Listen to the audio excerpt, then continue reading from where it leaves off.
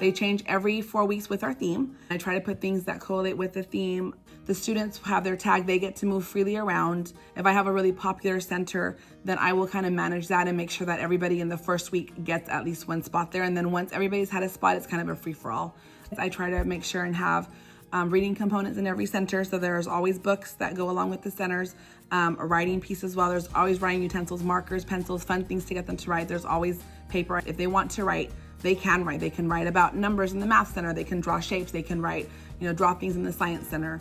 And they're always welcome to pull words off my wall. So like our letters, our friends' names, and our vocabulary, that's also on the wall. And they're welcome to go take those off and use them. And they do, and they love it.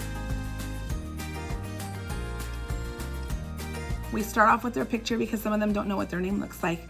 And they don't know what you say, get in line, right? You assume people know. They don't know what a line is. They don't know where they're supposed to go. So we have labels on the floor so they know where to stand and how much space to give their friends. Otherwise they're right up against each other. So that also helps them identify kind of their sense of space. We had names on the carpet. We don't anymore because now they know where they sit and they know how to keep in their spot. So we started off and then the names come off. The pictures will come off the names later as we get more familiar with what names look like, because I want them not just to be familiar with what their name looks like, but their friends as well. So right now, if they want to go write their friends' names, they know whose name it is. And the labels for the centers, they all have pictures that match the curriculum as well. So they know where materials go. And then the tables you can work at has the same matching labels, so they know where you can take those materials to work at.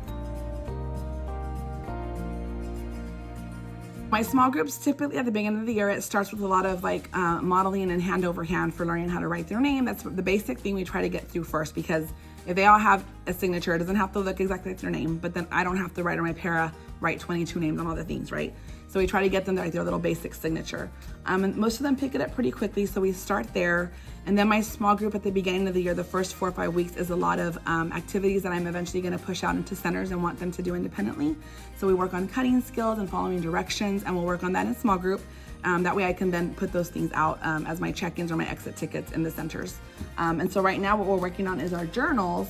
Journals are pretty specific. We have to show them how to write on the lines for writing and draw in the places where you draw. So we're starting off in our small group so that I can model for them and redirect them back to, we use pencils to draw and then colors to add detail, and we also use pencils to write and where the writing and the pictures go.